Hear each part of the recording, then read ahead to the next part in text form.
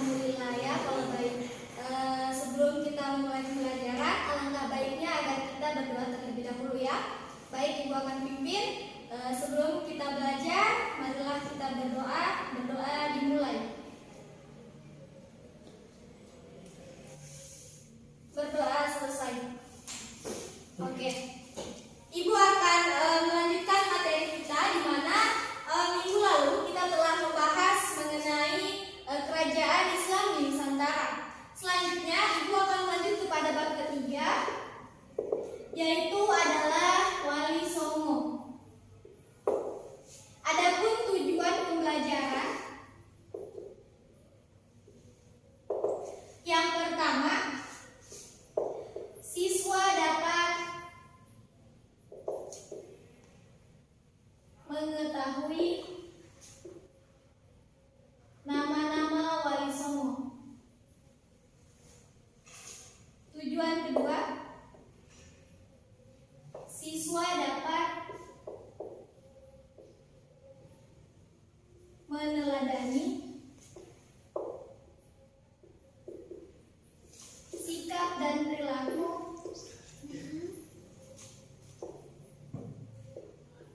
dari Wali Songo.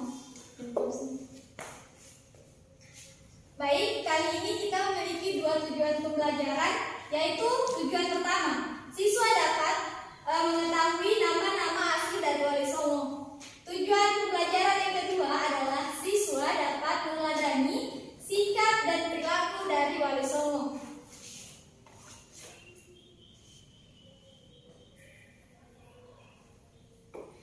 Baik, sebelumnya Ibu ingin bertanya, apakah ada yang tahu apa itu Wali Songo?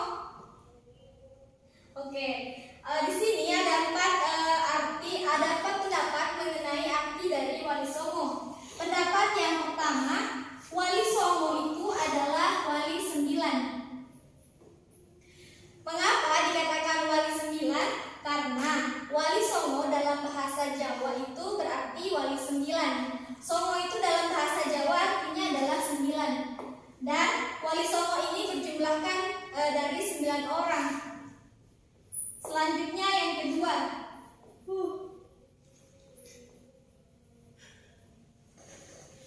Songo atau Sanga dalam bahasa Arab berarti tanah, yang berarti adalah mulia. Yang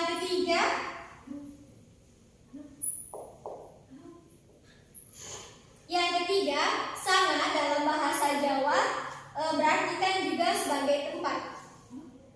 Selanjutnya yang keempat,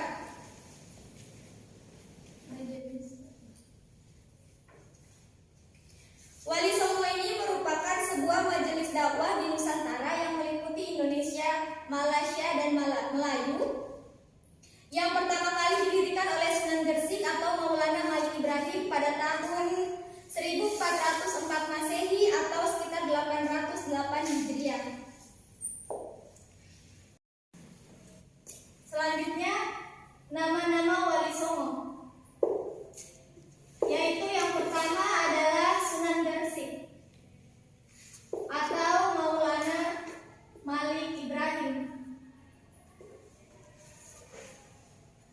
Lahir pada abad ke-14 dan wafat pada tahun 1419 Masehi atau 882 Hijriah.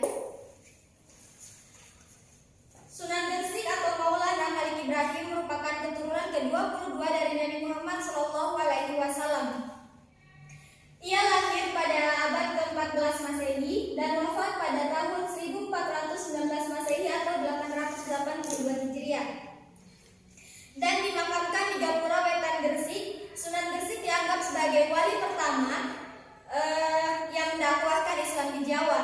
Ia mengajarkan kepada masyarakat bagaimana caranya agar masyarakat dapat bercocok tanam. Kemudian ia merangkul para masyarakat yang telah tersisihkan di masa kejayaan Kerajaan Majapahit. Selanjutnya yang kedua, yaitu Sunan Ampel atau Raden Rahmat.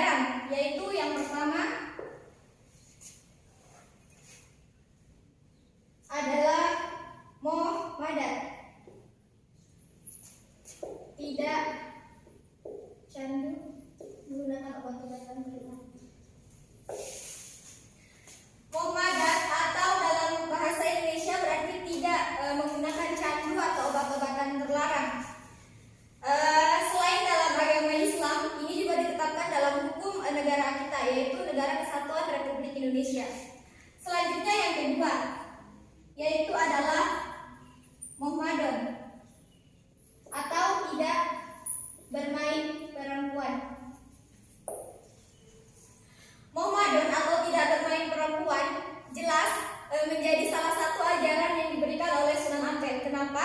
Karena seorang wanita adalah seorang sosok manusia yang mulia. Derajatnya lebih tinggi ya. Selanjutnya yang ketiga yaitu adalah mabuk atau tidak mabuk-mabukan.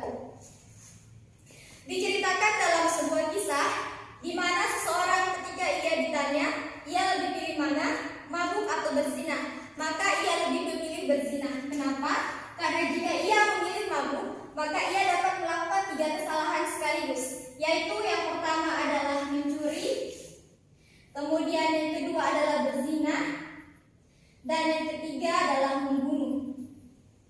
Jelas ya, sangat besar dampaknya dari seseorang yang menggunakan atau telah minum minuman ini. Selanjutnya yang keempat yaitu adalah memaling atau tidak mencuri. Jelas ini menjadi ajaran dari Sunan Ampel karena tidak mencuri artinya tidak dapat merugikan orang lain, karena sifat mencuri ini dapat merugikan orang lain. Selanjutnya yang kelima adalah memain atau tidak main judi.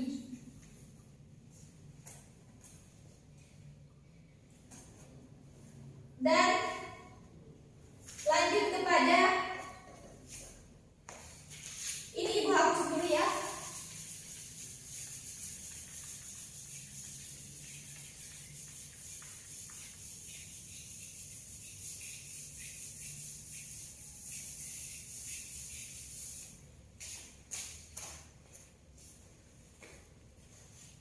Lanjut kepada ketiga, yaitu Sunan Giri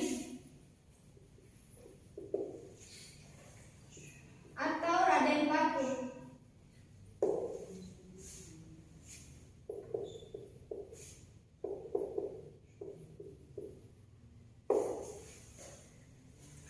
Sunan Giri atau Raden Paku lahir pada tahun 1442 Masehi dan wafat pada tahun 1506 Masehi, yang dimakamkan di Desa Giri, Kabupaten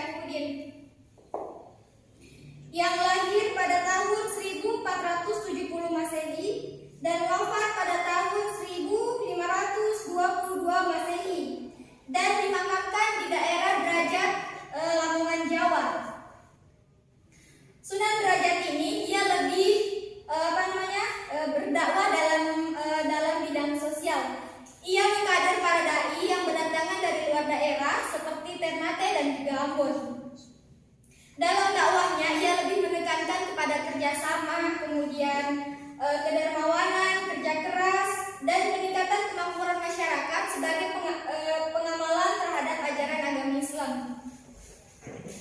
Selanjutnya yang ketujuh, yaitu adalah Sunan Gunung Jati atau Syarif Hidayatullah. Syarif Hidayatullah yang lahir pada tahun 1448